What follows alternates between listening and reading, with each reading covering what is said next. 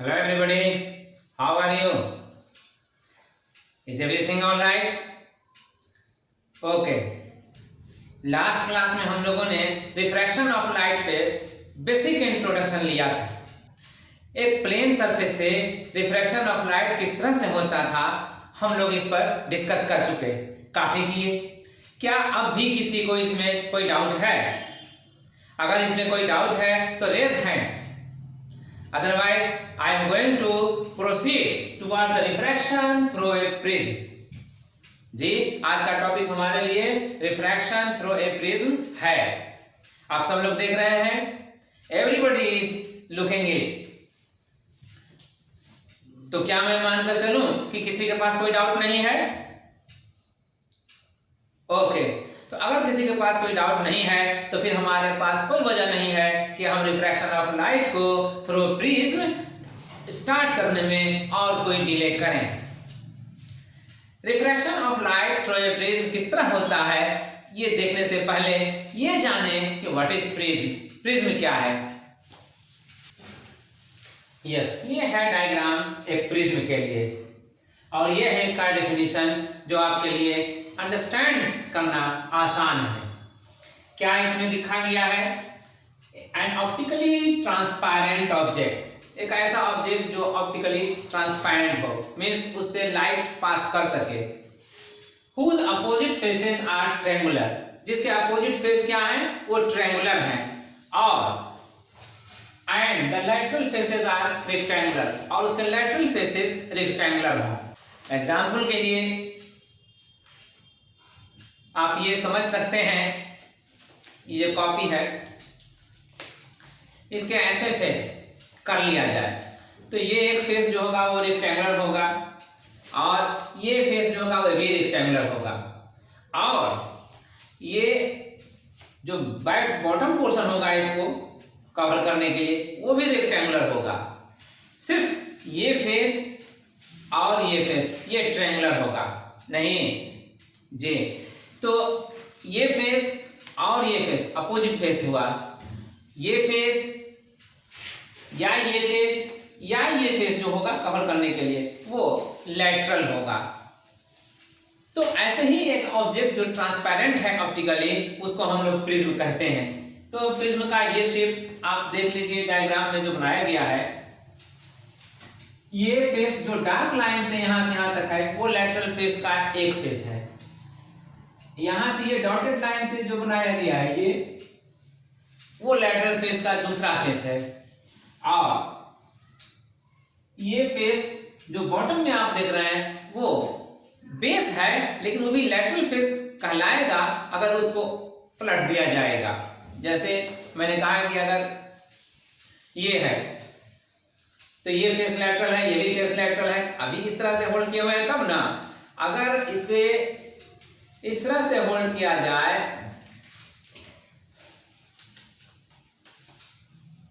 अगर इसे इस तरह से होल्ड किया जाए तब तो इसको कवर करने के लिए एक फेस देना पड़ेगा।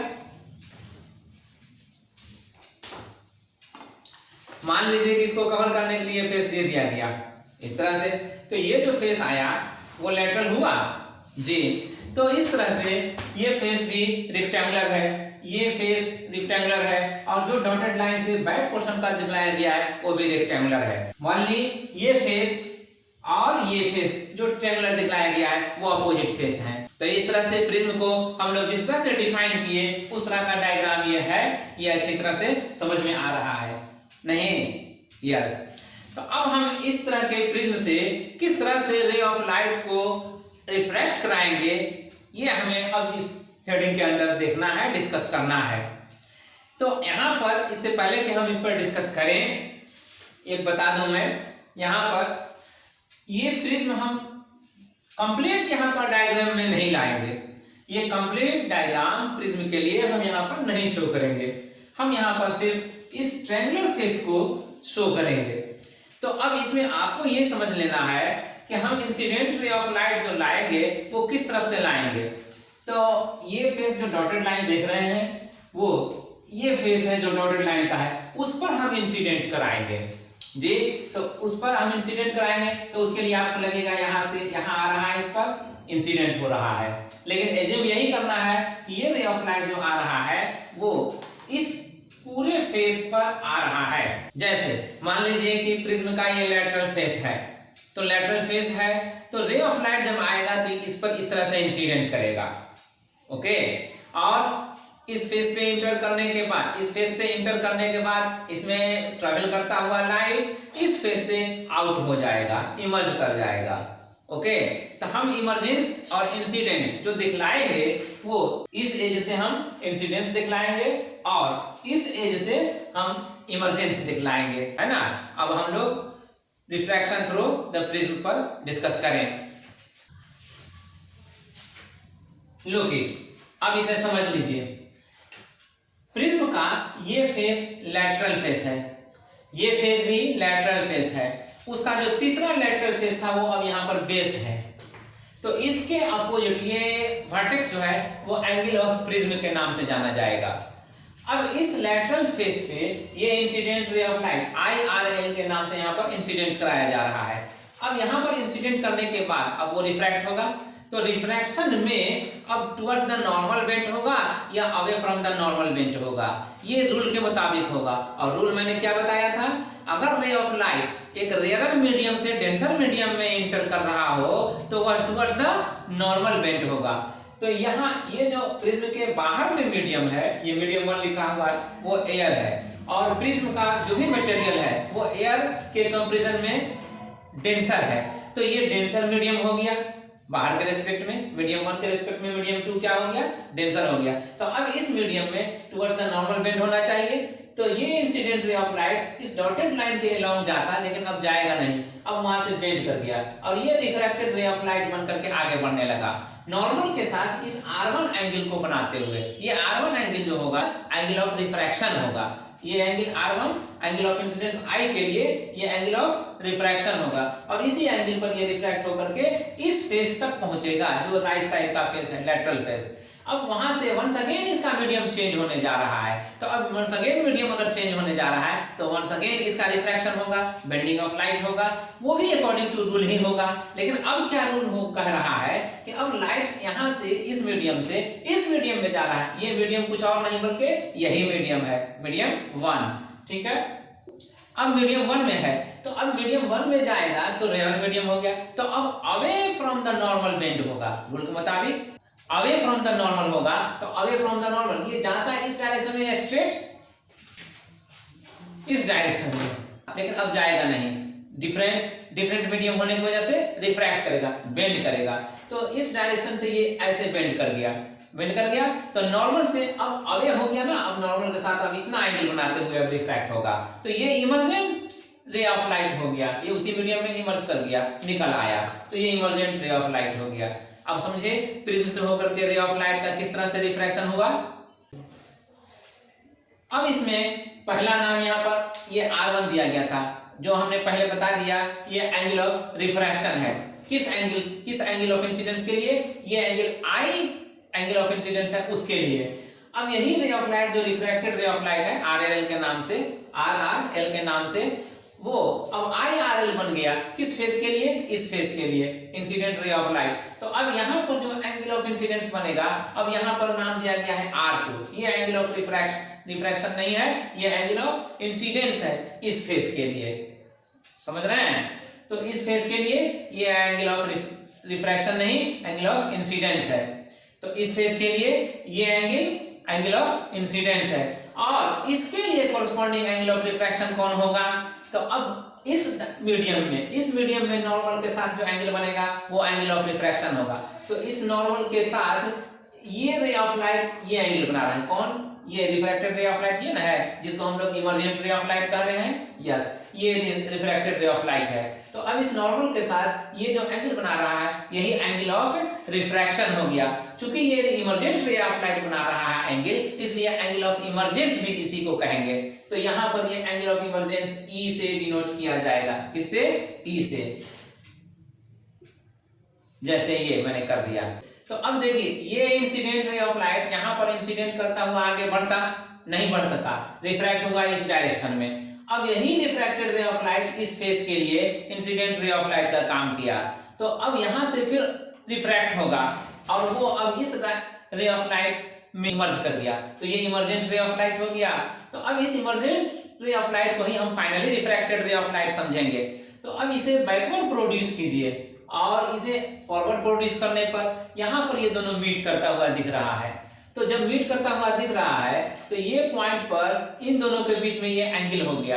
अब हम ये कह सकते हैं, आप भी कह सकते हैं कि जो रे ऑफ लाइट को इस डायरेक्शन में जाना चाहिए था वो गया नहीं, बल्कि वो इस डायरेक्शन में बेंड कर गया। कितना बेंड किया? यहाँ से यहाँ, इस एंगल से। ये टोटल बेंडिंग ऑफ लाइट हुआ during refraction through a prism. तो इस टोटल बेंडिंग ऑफ लाइट को एंगल के फॉर्म में अगर हम कहते हैं तो इस एंगल को हम लोग कहते हैं एंगल ऑफ डेविएशन।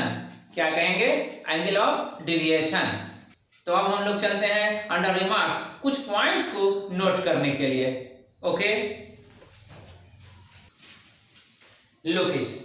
ये पहला रिमार्क्स है, when a white ray of light is incident on a prism it is splitted into 7 different colors of light as shown below। जब किसी व्हाइट रे ऑफ लाइट को प्रिज्म के एक face पर incident कराते हैं, ये IRL white ray of light को इंडिकेट कर रहा है।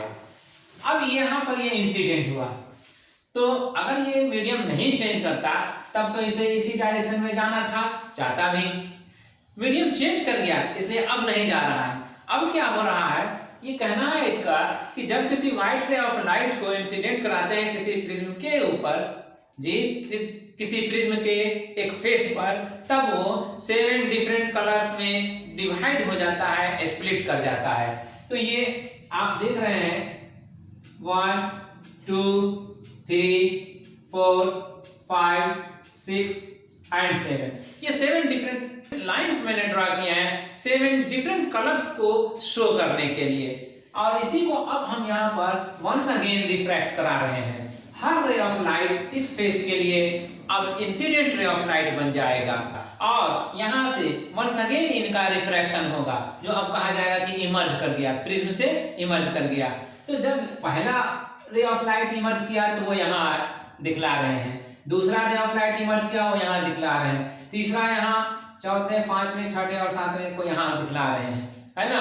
1 2 3 4 5 6 7 all the 7 colours of light यहाँ पर दिखला दिए गए हैं। ठीक है, अब इसका नेमिंग किस तरह से है, कौन कौन कलर्स ऑफ लाइट यहाँ पर ऑब्जर्व किए जाते हैं, अब इनका हमने यहाँ पर इंडिकेशन कर दिया है, मार्किंग कर दिया है। पहला कलर जो सबसे ऊपर में दिखला रहे हैं वो रेड कलर के लिए लिखा है, रेड R। दूसरा रे ऑफ लाइट जो आता है उसके नीचे जी वो आता है ऑरेंज O। तीसरा येलो Y, चौथा ग्रीन G, पांचवा ब्लू B, छठा इंडिगो I और सातवां वायलेट V। तो ये सीरीज है, सीक्वेंस है कलर्स ऑफ लाइट के। किसी भी प्रिज्म से अगर आप व्हाइट लाइट को पास कराएंगे तो जो लाइट का स्प्लिटिंग होगा 7 डिफरेंट कलर्स में वो इन्हीं ऑर्डर में होगा और कोई दूसरा ऑर्डर नहीं होगा। यस, क्या यहां पर लिखा गया है? The splitting of white light into 7 different colours is called dispersion of light. जो हमने यहाँ पर देखा था कि प्रिज्म के एक लैटरल फेस पे व्हाइट लाइट को इंसिडेंट कराते हैं तो इमर्ज करने पे 7 डिफरेंट कलर्स ऑफ लाइट का पैटर्न मिलता है। तो स्प्लिट किया ना लाइट का, व्हाइट लाइट का 7 डिफरेंट कलर्स में स्प्लिट कर जाना एक फिनोमेना है और उस फिनोमेना को हम कहेंगे डिस्पर्सन ऑफ लाइट। ये डिस्पर्सन ऑफ लाइट याद रखना है। तो डिस्पर्सन ऑफ लाइट में जो 7 डिफरेंट कलर्स मिलते हैं उसके पैटर्न का भी एक नाम है और वो नाम है स्पेक्ट्रम। ये the pattern of the 7 colours of light is called spectrum. तो स्पेक्ट्रम ये याद रखना है। अब इन कलर्स का नाम किस तरह से याद रखेंगे, इसके लिए यहाँ पर एक एब्रिविएशन है फ्रॉम बॉटम टू टॉप के लिए। ये क्या लिया है? The colours of light from bottom to top is abbreviated as VIBGYOR. यहाँ पर मैंने बताया आपको कि red, orange, yellow, green, blue, indigo और वायलेट ये 7 डिफरेंट कलर्स ऑफ लाइट हैं जो ऑब्जर्व किए गए हैं एज पैटर्न, एज स्पेक्ट्रम। अब इनको याद रखने के लिए आप चाहे जिस तरह से याद करें, लेकिन अगर आप इस वर्ड में याद रखते हैं वेव्योल के नाम से तो आप आसानी से याद रखेंगे, भूलेंगे नहीं। बाकी आपके ऊपर डिपेंड करता है। अब आइए पॉइंट नंबर 2 पर। ये दूसरा पॉइंट है, the splitting of white light during refraction through a prism is due to the change in wavelength of different colors of light when they pass through the prism। क्या कहना है ये? जो हम लोगों ने देखा है splitting of light into 7 different colours, वो क्यों होता है उसके बारे में ये फैक्ट को स्टेट कर रहा है। ये कहता है कि रिफ्रैक्शन के दौरान व्हाइट लाइट 7 डिफरेंट कलर्स में जो बदल जाते हैं तो वो इस वजह से बदलते हैं कि उसमें already 7 colours of light of 7 type of wavelengths मौजूद थे, और इसीलिए वो 7 different types of wavelength prism से पास करने के दौरान वो डिफरेंटली बेंड करते हैं। ये एक फैक्ट है कि बेंडिंग ऑफ लाइट वेवलेंथ का इनवर्सली प्रोपोर्शनल होता है। मींस जिसका ज्यादा वेवलेंथ होगा उसमें बेंडिंग कम होगा, और जिसमें कम वेवलेंथ होगा उसका बेंडिंग ज्यादा होगा। हम लोगों ने लास्ट क्लास में जो डिस्क्राइब किया था कि लाइट को एक तो हम पार्टिकल नेचर के थ्योरी पर एक्सप्लेन करते हैं और दूसरा वेव नेचर के थ्योरी पर हम उसे एक्सप्लेन करते हैं। तो वेव नेचर के थ्योरी में ही हमने बताया था कि लाइट जो अपने सोर्स से इमिट किया जाता है वो वेव फॉर्म में इमिट किया जाता है। तो वेव फॉर्म में इमिट किए जाने पर उसमें दो क्वांटिटी इन्वॉल्व होते हैं, एक फ्रीक्वेंसी और दूसरा वेवलेंथ। याद है जी? तो वेवलेंथ को चेंज किया जा सकता है, फ्रीक्वेंसी तो चेंज नहीं होती है, वेवलेंथ चेंज होता है। तो यही वजह है कि during passing through the prism वो 7 डिफरेंट टाइप्स में वो बेंड किए। अब देखिए आपने जो इस डायरेक्शन में जाता उसमें सबसे कम बेंड किया ये कौन, जो ऊपर में आपको दिख रहा है रेड लाइट। उसके बाद उससे ज्यादा बेंड किया कौन, जो इसके नीचे है, और ये कौन है ऑरेंज। और इस तरह से आप नीचे आते आते यहाँ पर आते हैं, सबसे ज्यादा जो बेंड करने वाला है वो कौन, तो ये वायलेट रे ऑफ लाइट है ना, ये सबसे ज्यादा बेंड किया। तो अब अकॉर्डिंग टू वेव थ्योरी आप समझ सकते हैं कि अगर ये सबसे ज्यादा बेंड किया है तो इसका माने यही है कि इसका सबसे कम वेवलेंथ होता है। और ये रेड लाइट जो आप देख रहे हैं सबसे टॉप में, वो सबसे कम बेंड किया है, तो इसके माने ये हुआ कि इसका वेवलेंथ सबसे ज्यादा होता है। और ये माने ही नहीं हुआ, ये फैक्ट है। अंडरस्टैंड? इसलिए यहां पर लिख दिया गया है 10 more the wavelength least the bending of light. जी, इस तरह से हमें एक रिजल्ट मिलता है कि ये व्हाइट लाइट जो प्रिज्म से पास कर रहा था, इससे पास करने के दौरान 7 डिफरेंट कलर्स में डिवाइड हो गया। तो इसके माने ये हुआ कि ये व्हाइट लाइट 7 डिफरेंट कलर्स का कंपोजिशन है, कॉम्बिनेशन है। ये व्हाइट लाइट 7 डिफरेंट कलर्स का कॉम्बिनेशन है। तो यहाँ पर 10 a white light is a combination of 7 different colours of light. ये सातों कलर्स इसमें पहले से मौजूद थे और इसीलिए ये इससे होकर पास करने के दौरान स्प्लिट कर गए, डिवाइड हो गए। अब हमारे पास एक तीसरा पॉइंट है। यस, ये थर्ड पॉइंट है। ये थर्ड पॉइंट क्या हमें बता रहा है? When an inverted prism is placed in front of the first prism so as to incident all the 7 different colors of light, then once again they cause to bend the second prism but in opposite direction। ये कहता है, तीसरा point हमें बता रहा है कि अगर पहले प्रिज्म के सामने जिसने स्प्लिट कर दिया था व्हाइट लाइट को इनटू 7 डिफरेंट कलर्स में, अगर पहले प्रिज्म के सामने एक दूसरा प्रिज्म रख दिया जाए इन्वर्टेड वे में, तब क्या होगा कि वो 7 different colours of light once again इसके एक फेस पर इंसिडेंट होंगे। किसके? सेकंड प्रिज्म के फेस पर। सेकंड प्रिज्म जो होगा वो 7 डिफरेंट कलर्स ऑफ लाइट को उनके वेवलेंथ के अकॉर्डिंग वंस अगेन बेंड करेगा इन अपोजिट डायरेक्शन। ये हमें बता रहा है थर्ड फैक्ट। अब वैसा होगा, फिर क्या होगा? वैसा करने से 7 different colours of light once again recombine करेंगे और रिकंबाइन करके जब दूसरे प्रिज्म से इमर्ज करेंगे, आउट होंगे, तो once again white light single ray of white light में कन्वर्ट होकर के आउट होंगे, जैसा कि यहाँ पर डायग्राम में दिखला रहे हैं। पहला प्रिज्म ये है, प्रिज्म नंबर 1, और दूसरा प्रिज्म ये है, प्रिज्म नंबर 2। तो फर्स्ट प्रिज्म से जब ये व्हाइट लाइट को इंसिडेंट कराए थे, ये IRL है, व्हाइट लाइट है, व्हाइट। अब ये इंसिडेंट हुआ और यहां से रिफ्रैक्ट हुआ due to different wavelengths. ये अलग अलग डिवीजन में डिवाइड हो गए, ये अलग अलग डिवीजन में स्प्लिट कर गए। उनमें से एक इस डायरेक्शन में स्प्लिट किया, दूसरा इस डायरेक्शन में स्प्लिट किया, तीसरा इसमें, चौथा, पांचवा, छठा और सातवां ये इस तरह से स्प्लिट कर गए। देख रहे हैं।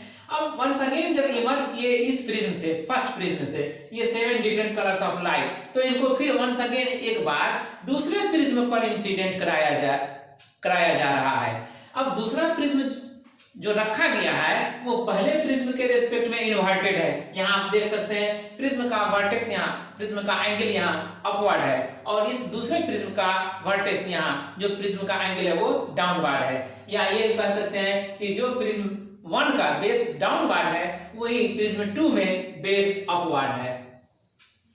ठीक है, तो अब अपोजिट डायरेक्शन में हो गया ये, तो ये बेंड करेंगे, ये prism different ray of light को वंस अगेन बेंड करेंगे, लेकिन अपोजिट डायरेक्शन में बेंड करेंगे।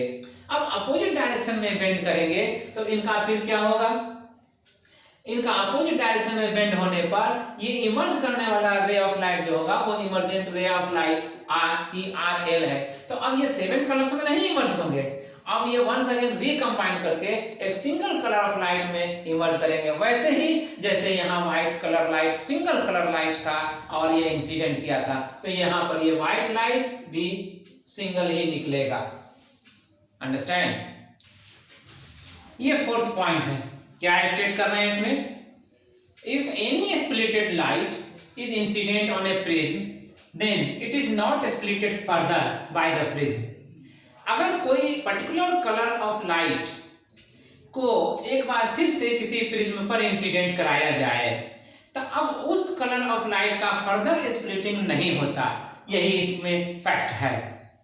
यहां देख लीजिए एग्जांपल के लिए, IRL incident ray of light कैसा है? रेड लाइट को इंसिडेंट कराया गया इस प्रिज्म पर, तो after emergent ray of light ये है, तो ये रेड लाइट ही इमर्ज किया, कोई और रेड के अलावा कोई दूसरा कलर नहीं इमर्ज किया। इसके माने यही ना हुआ कि प्रिज्म में ये कैपेबिलिटी नहीं है कि वो कलर ऑफ लाइट को प्रोड्यूस करे, कलर ऑफ लाइट को प्रोड्यूस करने की कैपेबिलिटी नहीं रखता है। अगर व्हाइट लाइट स्प्लिट हुआ था तो इसी वजह से हुआ था कि ऑलरेडी उसमें 7 डिफरेंट कलर्स ऑफ लाइट मौजूद थे। अगर वो 7 डिफरेंट कलर्स ऑफ लाइट मौजूद नहीं होते तो वो भी स्प्लिट नहीं करता। यस, ये रहा 5th point. Appearance of rainbow is due to mainly dispersion of light, although refraction of light as well as total internal reflection of light also take place। Rainbow देखा है आपने स्काई में? जब भी रेनी सीजन में after rain सन appear होता है तो उसके अपोजिट डायरेक्शन में एक कलरफुल पैटर्न देखने को मिलता है, वो कलरफुल पैटर्न ही कहलाता है रेनबो। ये किस वजह से होता है? तो रेन ड्रॉप्स जो एयर में सस्पेंडेड हो जाते हैं, अभी पूरी तरह से अर्थ पे नहीं पहुंच पाते हैं, उनसे होकर के सनलाइट जब पास करता है तो सनलाइट के पास करने के दौरान लाइट का डिस्पर्सन हो जाता है उस रेन ड्रॉप में। जैसे कि यहाँ पर एक ड्रॉप को मैं यहाँ पर एज्यूम करा रहा हूँ, ये सनलाइट आया और इस पर इंसिडेंट किया, लेकिन इसमें इंटर करते ही वो स्प्लिट कर गया, डिस्पर्स कर गया। अब यहाँ पर 2 ही रे ऑफ लाइट को मैं दिखला रहा हूँ, ज्यादा कॉम्प्लिकेशन नहीं हो, क्लियरिटी रहे ज्यादा इसलिए। तो ये सबसे टॉप कलर लाइट का है और ये सबसे बॉटम कलर लाइट का है। टॉप कलर मीन्स रेड और बॉटम मीन्स वायलेट, ये मानकर चलिए। अब यहाँ पर से ये रे ऑफ लाइट क्या करता है कि या तो ये इमर्ज करेगा बाहर या फिर यहाँ से रिफ्लेक्ट करेगा इनसाइड ही। तो बाहर जब इमर्ज करेगा तो वो हम तक नहीं पहुंच पाएगा, क्योंकि हम अपने आप को यहाँ पर भी एज्यूम करा रहे हैं सनलाइट इधर से आ रहा है और इस पे इंसिडेंट किया और ये डिस्पर्स होने के बाद वंस अगेन यहाँ पर पड़ा, तो ऑप्शन जो था इसको रिफ्रैक्ट होने का बाहर, वो बाहर नहीं हुआ, रिफ्लेक्ट हो गया अंदर ही। अगर अंदर ही रिफ्लेक्ट हो जाता है तो ये फिनोमेना कहलाता है टोटल इंटरनल रिफ्लेक्शन। क्या कहलाएगा? Total internal reflection. Total internal reflection कब होता है उस पर हम बाद में बात करेंगे। अब यहाँ से यहाँ तक आएंगे, रे ऑफ लाइट यहाँ से यहाँ तक आएगा।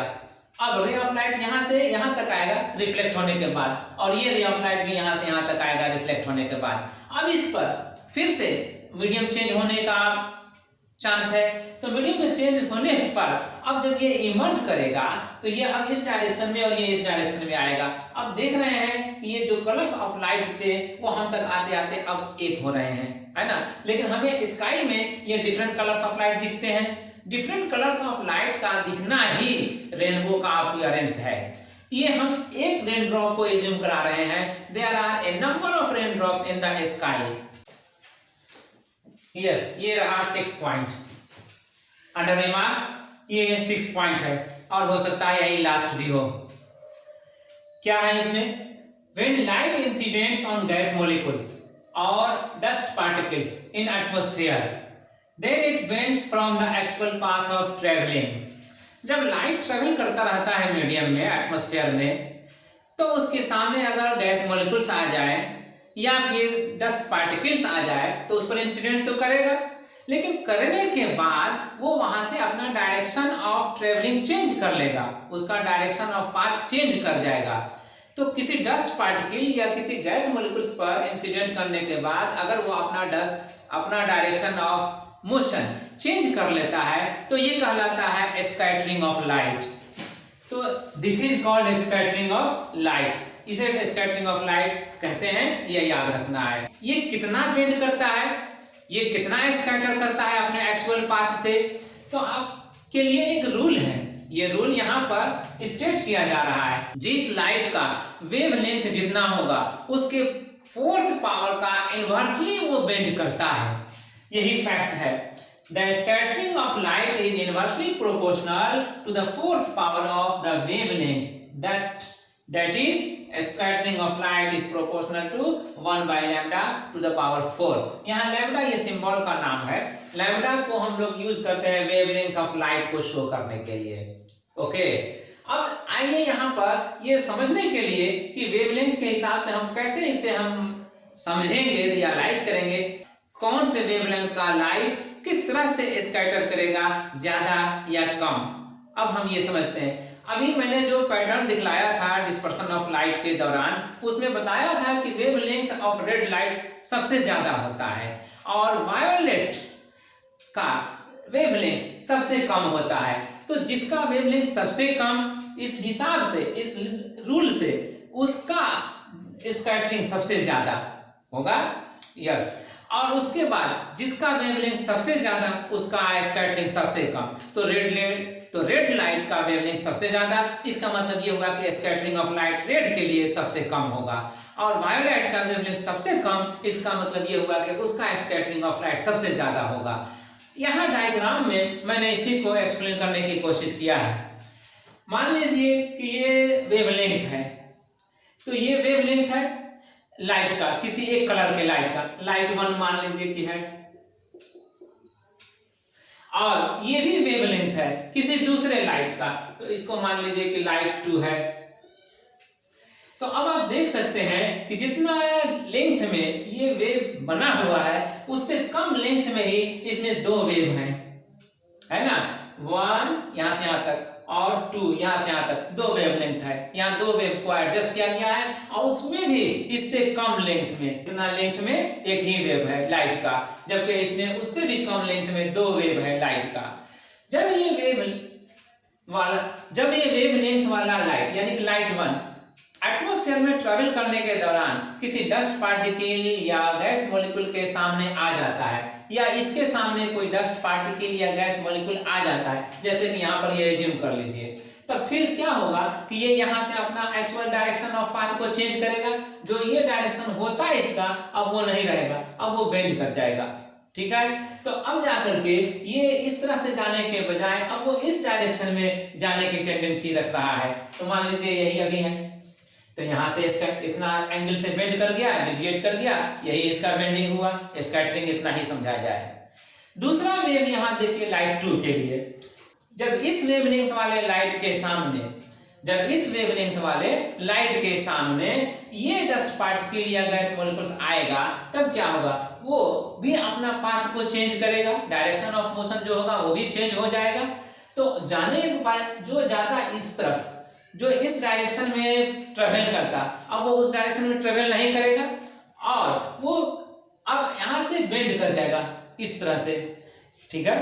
तो इस तरह से बेंड कर जाएगा। तो पहला वेव लाइट जो वेवलेंथ ये है, यही ना पहले बेंड करेगा, तो पहला वेवलेंथ बेंड किया और आगे बढ़ गया। लेकिन जब तक ये आगे बढ़ा तब तक ये भी इसके सामने आ गया, अब वो बेंड करेगा। तो जब तक ये बेंड करेगा तब तक दूसरा वाला कहाँ, दूसरा वेवलेंथ जो है फिर वो एक बार बेंड करेगा, अगर 10 पार्टिकल इसके सामने आ गया तो, ठीक है। वो इस डायरेक्शन में जाने के बजाय अब वो यहां से भी बेंड कर जाएगा। तो अब यहां से भी बेंड कर जाएगा, तो अब कितना बेंडिंग हो गया इसका, अब इसका डबल बेंडिंग हो गया। नहीं तो एक्चुअल पाथ जो इसका ये होता, अब वो पाथ कौन सा हो गया, अब ये हो गया। तो अब सोचिए कि जो एक्चुअल पाथ ये था, उस एक्चुअल पाथ से, उस एक्चुअल डायरेक्शन से अब वो इतना एंगल से बेंड कर गया, स्कैटर कर गया। तो इसके केस में जितना स्कैटरिंग हुआ था, इस केस में उससे ज्यादा हुआ या उससे कम हुआ, ज्यादा हुआ, और ज्यादा ही हुआ, ज्यादा तो हुआ ही, ज्यादा ही हुआ, बहुत ज्यादा हो गया। नहीं तो अब यही समझने के लिए आसानी है कि अगर वेवलेंथ शॉर्टर रहा लाइट का तो वो ज्यादा से ज्यादा बेंड करता है, और अगर वेवलेंथ लार्जर रहा तो वो कम से कम बेंड करता है। और आपको तो बता ही दिया गया है कि रेड लाइट का वेवलेंथ सबसे ज्यादा होता है। इसके माने ये हुआ कि स्कैटरिंग ऑफ लाइट के केस में वेवलेंथ रेड लाइट के लिए सबसे कम होगा और वायलेट लाइट के केस में सबसे ज्यादा होगा। अब इसका नेचर में क्या इफेक्ट पड़ता है, नेचर में हमारे पास जो इफेक्ट देखने को मिलता है वो सन सेटिंग के टाइम या सन राइजिंग के टाइम, जो मैंने लास्ट क्लास में भी एक इवेंट बताया था, आज फिर मैं उसको दोहरा रहा हूँ। सन सेटिंग के टाइम या सन राइजिंग के टाइम में आप देखते होंगे कि स्काई सन के अराउंड में रेडिश कलर का दिखता है। नहीं, यस, रेडिश कलर का दिखता है। क्यों, और कोई कलर क्यों नहीं दिखता है? तो और कोई कलर नहीं दिखता है और रेड कलर ही दिखता है, अपीयर होता है, तो उसमें स्कैटरिंग ऑफ लाइट का ही रोल है। किस तरह से? आप जानते हैं कि सनलाइट में 7 कलर्स होते हैं। अब 7 कलर्स में हर कलर्स ऑफ लाइट का वेवलेंथ डिफरेंट होता है। रेड लाइट का सबसे ज्यादा होता है, वायलेट का सबसे कम होता है। तो जो कलर्स ऑफ लाइट हम तक पहुंचता है एटमॉस्फेयर को पास करते हुए, तो सबसे ज्यादा डिस्टेंस पर सन हमसे उस वक्त रहता है जब वो सन राइजिंग के टाइम में रहता है या सन सेटिंग के टाइम में हो।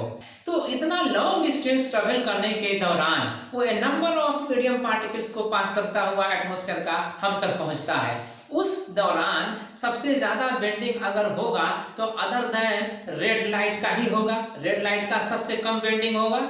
तो सबसे कम बेंडिंग अगर रेड लाइट का होगा तो रेड लाइट हम तक जल्दी पहुंचेगा और हम जल्दी उसे रिसीव करेंगे इन शॉर्ट टाइम। नहीं तो इसीलिए सन राइजिंग के टाइम या सन सेटिंग के टाइम सन के अराउंड में जो स्काई अपीयर होता है हमसे वो रेडिश ही दिखता है जी। अदर देन सन राइजिंग या सन सेटिंग हमें स्काई ब्लू कलर में दिखता है। अब ब्लू कलर में दिखता है तो उसका रीजन क्या है? उसका रीजन ये है कि अदर टाइम में सन हमसे नियरर होता है, और सबसे नियरेस्ट तब होता है जब नून पीरियड होता है। नहीं, सबसे नियरर तब होता है जब वो नून पीरियड में होता है। अब नून पीरियड में भी स्कैटरिंग ऑफ लाइट तो होता ही है, लेकिन स्कैटरिंग ऑफ लाइट होने में ब्लू कलर का या वायलेट लाइट का कलर का स्कैटरिंग सबसे ज्यादा होता है। सबसे ज्यादा स्कैटरिंग ब्लू कलर या वायलेट लाइट का होता है। तो हमारे सराउंडिंग में सबसे ज्यादा कलर ऑफ लाइट कौन सा मौजूद रहा है? ब्लू या वायलेट, यही ना।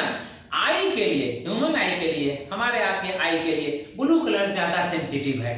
ब्लू कलर ज्यादा सेंसिटिव है और सन हमसे सबसे नियरेस्ट पोजीशन पर भी रहता है, इसलिए हम सबसे ज्यादा अगर अब रियलाइज करते हैं स्काई कलर को तो ब्लू करते हैं। अब आई बात समझ में? स्कैटरिंग ऑफ लाइट का इसमें क्या रोल प्ले हो रहा है? यस, एक और इवेंट जाते जाते क्लास को अब मैं खत्म करना चाह रहा हूं। मैं एक और इवेंट आपको बता दूं। टिंडल इफेक्ट का नाम तो आपने सुना होगा। यस, टिंडल इफेक्ट का नाम आपने सुना है। क्या होता है ये? टिंडल इफेक्ट होता है, वो भी स्कैटरिंग लाइट पर ही बेस्ड एक इवेंट होता है। कैसे? अगर हम एक बीम ऑफ लाइट को, जैसे टॉर्च की मदद से एक बीम ऑफ लाइट को हम किसी सॉल्यूशन से पास कराते हैं और दूसरे साइड में हम उसको देखते हैं कि दूसरी तरफ जो बीम ऑफ लाइट पड़ रहा है वो कितना एरिया में पड़ रहा है। वो एरिया अगर जो सोर्स है उसके सरफेस एरिया जितना से वो लाइट इमिट कर रहा है उससे ज्यादा हो रहा है, इसका मतलब हम समझते हैं कि वो स्कैटर कर रहा है लाइट। जिस मीडियम से होकर पास कर रहा है वो मीडियम उसको स्कैटर कर दे रहा है। लेकिन अगर उतने ही रेंज में दूसरी तरफ भी हमें लाइट मिल रहा है, इसका मतलब ये हुआ कि वो मीडियम स्कैटर नहीं किया लाइट को। तो अगर मीडियम स्कैटर नहीं करता है लाइट को तो वो मीडियम डस्ट पार्टिकल से खाली है, उसमें कोई अनवांटेड पार्टिकल्स मौजूद नहीं है, उसकी अवेलेबिलिटी नहीं है, इसीलिए स्कैटरिंग ऑफ लाइट उसमें नहीं हो पाया। लेकिन जो मीडियम ऐसा करता है, उसको स्कैटर कर देता है लाइट को, तो वो क्या करता है? वो ये बताता है कि जिस मीडियम से होकर लाइट आ रहा है उस मीडियम में डस्ट पार्टिकल या अनवांटेड पार्टिकल्स की अवेलेबिलिटी है। यही टिंडल इफेक्ट है। अब आज के क्लास में आपने जो देखा refraction through a prism, dispersion of light, उसका एक कंसीक्वेंस था, और स्कैटरिंग ऑफ लाइट जाते जाते अभी जो मैंने बता दिया, ये छोटे छोटे इवेंट्स हैं, छोटे छोटे टॉपिक्स हैं, लेकिन डिफरेंट और इंटरेस्टिंग इवेंट पैदा करते हैं नेचर में। अब क्यों करते हैं, अब उससे हम रियलाइज कर गए ना। अगले क्लास में हम लोग देखेंगे refraction of light through a lens जी, जो इम्पोर्टेंट क्लास है, जो इम्पोर्टेंट टॉपिक है। ठीक है, तो wait for the next class.